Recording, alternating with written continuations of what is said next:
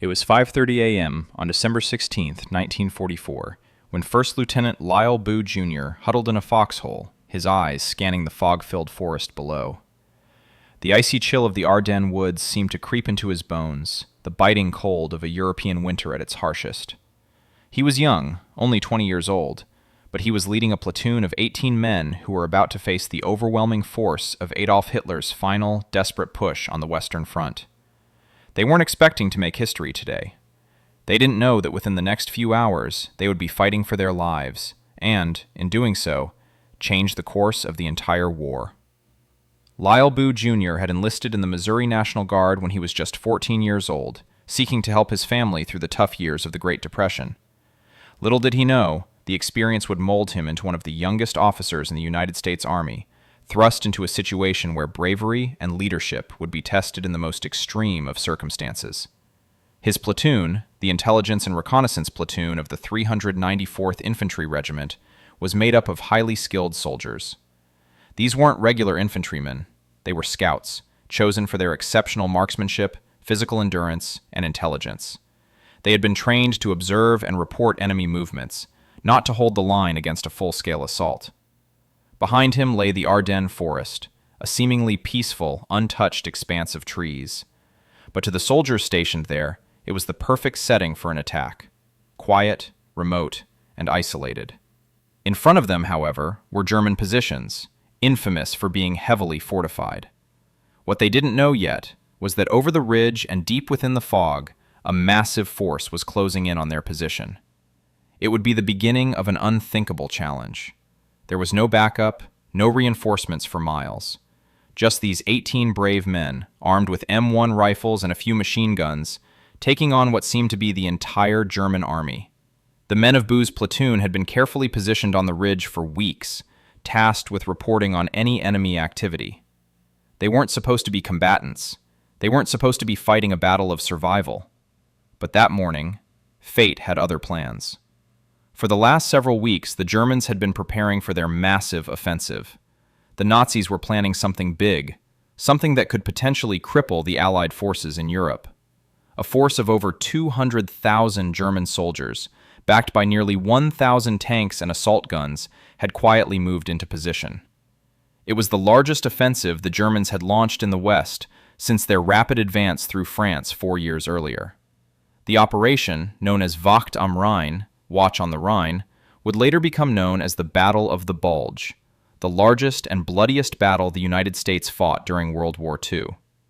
The battle would hinge on speed and secrecy. If the Germans could push through the American defenses, capture the port of Antwerp, and split the Allied forces in two, it could change the entire course of the war. But the main thrust of their attack had to pass directly through the village of Lanzarote, which lay directly in the path of Boo's platoon.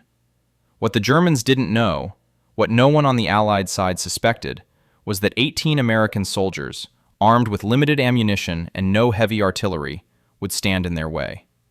The weather had been harsh. The temperature had plummeted to a bone-chilling minus 15 degrees Celsius the night before. The ground was frozen solid, as if the earth itself was bracing for what was about to come. And yet, Boo's men held their ground. In the days leading up to the attack, the division had been under the assumption that the Ardennes was a quiet sector. The terrain was difficult, and the forest dense, making it an unlikely place for large-scale combat. Allied intelligence had made that mistake before, as the Germans had once used this very forest to their advantage in 1940, when they tore through the region and conquered France in a matter of weeks.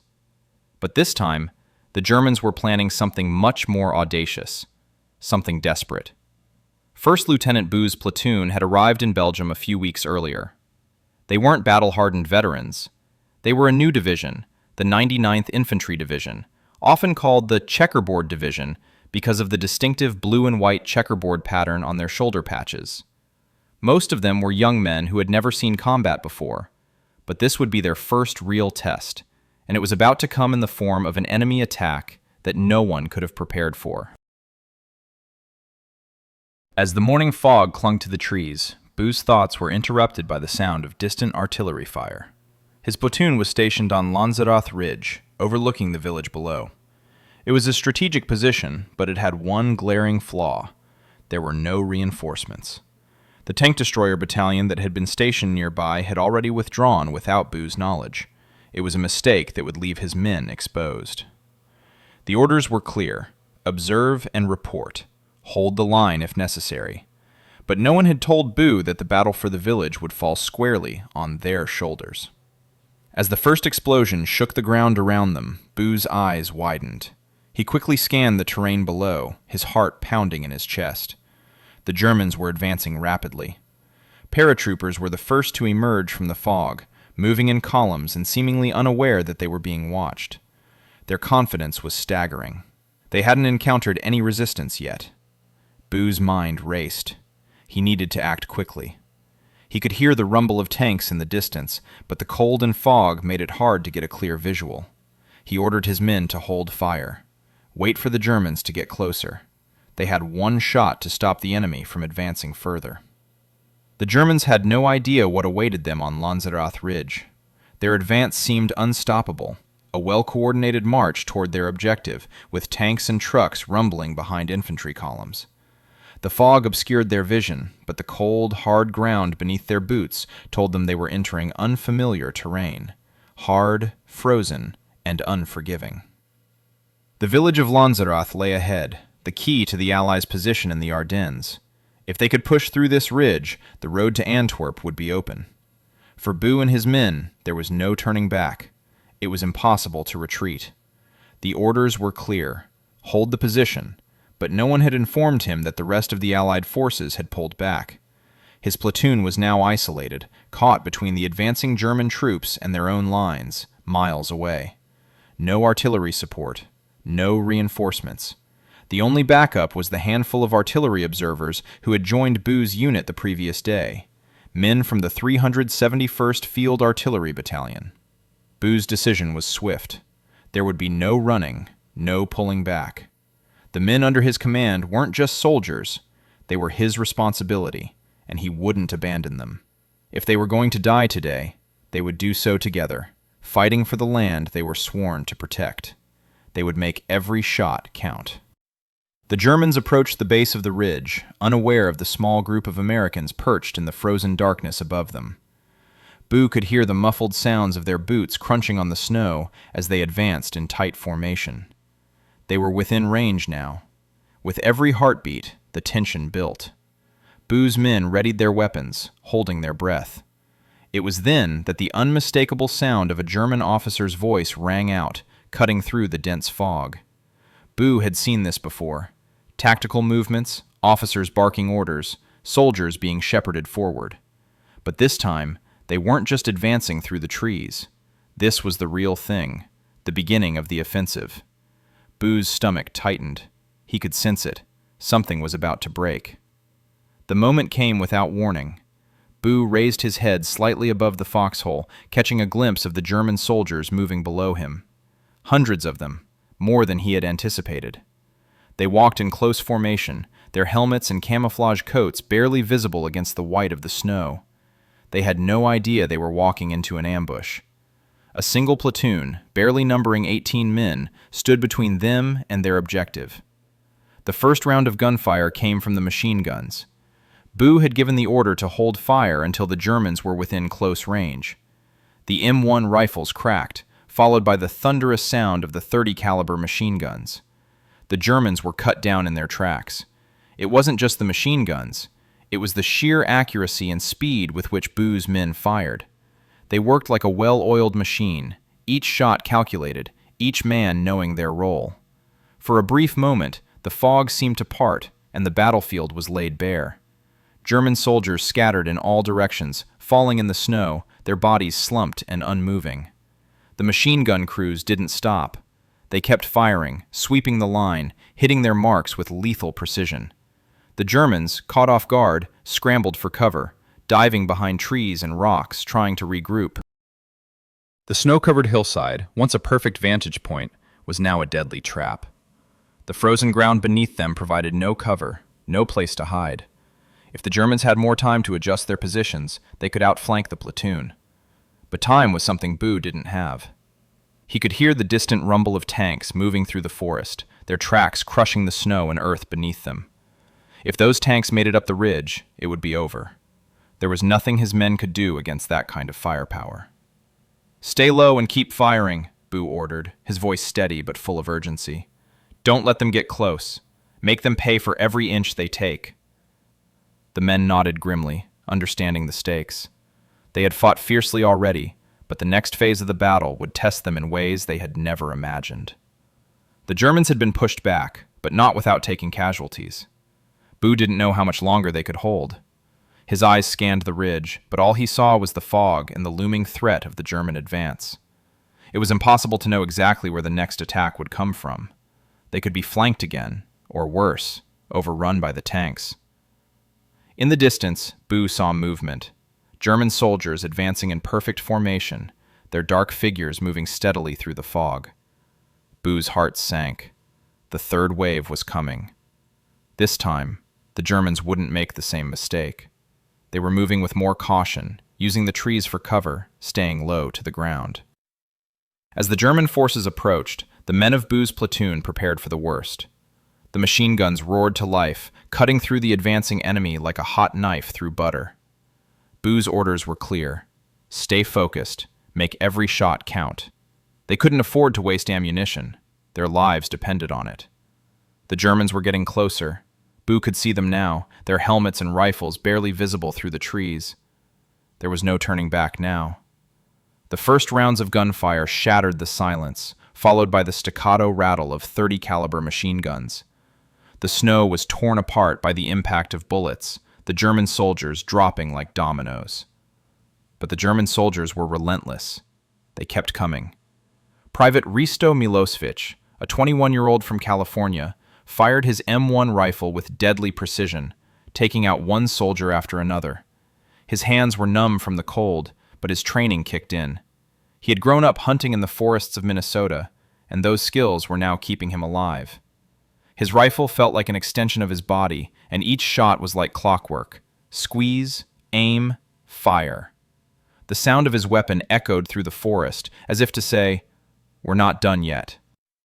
Sergeant William Slape, the platoon's senior NCO, was everywhere, ensuring that every position was covered. He moved with the urgency of a man who knew the stakes. Despite a wound in his leg from the first wave, he fought on, his pistol blazing as he cleared out the enemy soldiers who had crept too close. His orders were simple: stay alive and stay together. The second wave was pushed back with heavy casualties, but the Germans regrouped quickly. They learned from their mistakes, adjusting their tactics to account for the Americans' sharp shooting.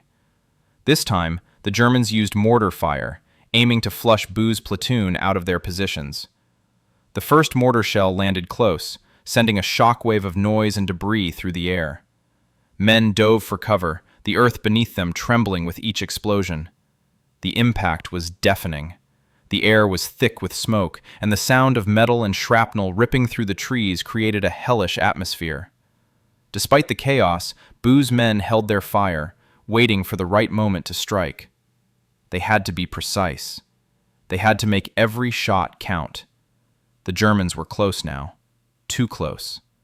The mortar fire intensified, and Boo knew they couldn't hold out forever. But he wouldn't retreat. Not now.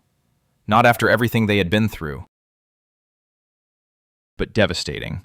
The first assault had failed before it even began. German paratroopers lay dead or wounded on the hillside, their blood staining the pristine snow. Boo watched in disbelief. His men had held their ground, and the first wave of Germans had been repulsed. But the battle was far from over. Boo knew the Germans wouldn't give up so easily. This was just the beginning of what promised to be a long day of fighting.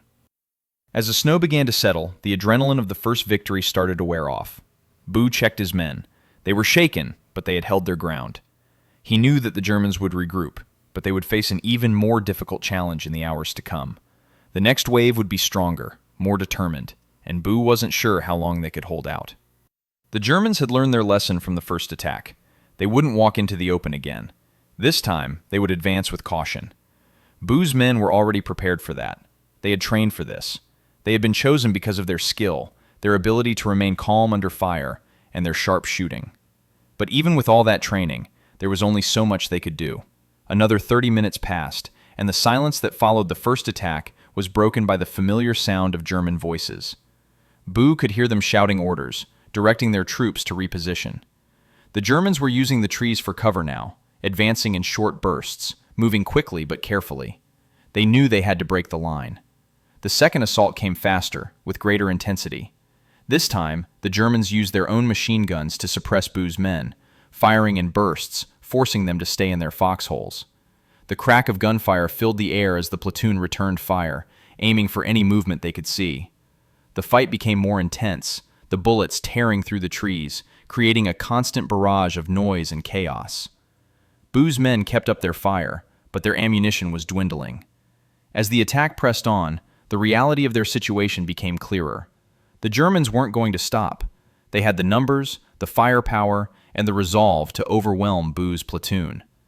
The men of the 394th Infantry Regiment had done their job, but the cost was rising with each passing minute. Boo kept glancing at the position, counting the rounds, making mental notes of who was running low on ammunition. In the midst of the chaos, Private James Takanikas, the platoon scout, crawled back from the front line. His face was pale, and his hands were shaking, but he had a message for Boo. The radio was down, and there was still no word from headquarters. No reinforcements were coming.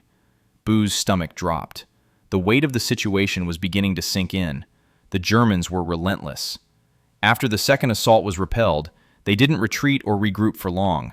The echoes of gunfire still rang through the trees, the smoke from the earlier barrage still lingered in the air, and the snow was stained with the blood of both American and German soldiers. But Boo's men were not ready to give up. They had already proven that, despite being outnumbered, they could hold their own. The question now wasn't if they could withstand the next wave, but how much longer they could last. The cold was unbearable. Even for soldiers used to freezing temperatures, the bone-chilling wind, coupled with the weight of their uniforms, was exhausting. Many of Boo's men had wrapped their feet in burlap sacks, trying to stave off frostbite, but the chill seeped through, numbing their extremities. Even the weapons, frozen solid in their hands, seemed to fight against them. The frost clung to the barrels of their rifles, making it hard to reload quickly. But they had no choice. They had to keep fighting. Boo was becoming increasingly concerned about the state of his platoon. They had repelled 2 major assaults, but each time the Germans were adapting, learning from their mistakes. They weren't just sending in infantry anymore. They had brought up mortar teams, machine guns, and more reinforcements. The next attack would be even more intense. Boo could feel it in his gut. Suddenly, the German forces began to flank the position again, this time coming from the left side. Sergeant Slape was the first to spot them, his quick thinking saving the platoon from being completely surrounded. He raised his rifle and fired, alerting the others to the new threat. The platoon shifted positions, fighting back with everything they had.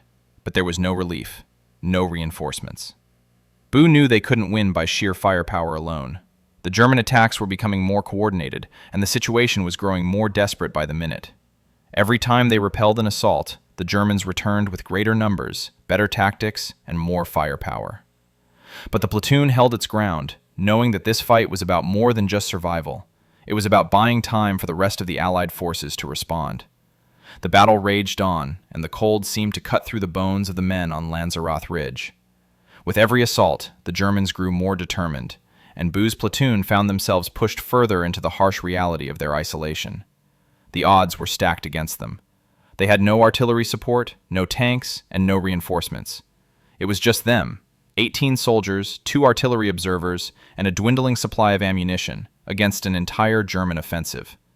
Boo's mind raced. He had heard the rumble of tanks in the distance earlier in the morning. The panzers were coming, and they were going to be impossible to stop. But they weren't here yet. That meant that the platoon still had time. Time to hold out. Time to buy the Allied forces time. Every second was precious. The German third wave came faster than Boo had anticipated. The air filled with the deafening sounds of tanks rumbling through the trees, followed by the shriek of artillery fire overhead. The Germans had adapted quickly, reinforcing their infantry with heavy artillery and armor. The tanks rolled in behind the infantry, their treads crushing the snow beneath them. This was no longer just a fight for survival. It was a battle for time. Boo's men had already exhausted a significant portion of their ammunition, but the fight wasn't over. They would hold as long as they could, even if it meant facing the German armor with nothing but small arms fire. The tanks were closing in, and the thought of facing them head-on sent a wave of dread through Boo's chest. But there was no choice. They had to hold. Sergeant Slape, despite his injured leg, was still on his feet, barking orders to the men, keeping them focused. He was an experienced soldier, a man who had been through hell and back. He had seen the worst of combat, and yet he remained calm under fire. Boo watched as Slape moved from foxhole to foxhole, checking on the men, ensuring they stayed in position and continued to fight. The mortars kept falling, sending earth and debris flying in all directions. The sounds of machine gun fire mixed with the deep thud of tank rounds impacting the ground nearby. Boo's platoon was being hammered from all sides, but they weren't giving up. The 50 caliber machine gun roared to life again, cutting down the Germans in the snow, while the 30 caliber guns continued to provide covering fire. The men of the platoon fought with everything they had: rifles, pistols, grenades, and sheer determination. Private First Class Risto Milosevic, still fighting despite his wound, fired his rifle in short, controlled bursts. He was becoming weak from blood loss, but he didn't stop. His focus was unshakable. Every time he pulled the trigger, another German soldier fell. His heart was racing, his vision blurry, but he didn't care. All that mattered was stopping the Germans, one shot at a time. Private First Class William Takanikas, the platoon's scout, had been sent out earlier in the day to find any working communication lines. He had ventured out into the snow, braving the harsh elements and the danger of being caught behind enemy lines. When he finally returned, it was with grim news. The radio was down, and there was no word from command. The Allies had no idea what was happening here. They were completely isolated. Takanikas crawled back into his foxhole, his face pale with exhaustion. "No word, sir," he said, his voice strained. "We're on our own." Boo nodded, his jaw clenched. He had known that they were on their own for some time now, but hearing it from Takanikas made it all the more real. There was no rescue coming. If they were going to survive, it would be because they held their ground, no matter the cost. The fourth wave of German soldiers came at 11 a.m., and this time, the Germans brought everything they had. The tanks moved in behind the infantry, their guns firing as they advanced. The SS paratroopers, elite troops trained for rapid assault, charged forward, their weapons blazing as they attempted to overwhelm the Americans. Boo's men fired with everything they had left, but the sheer number of Germans was starting to take its toll.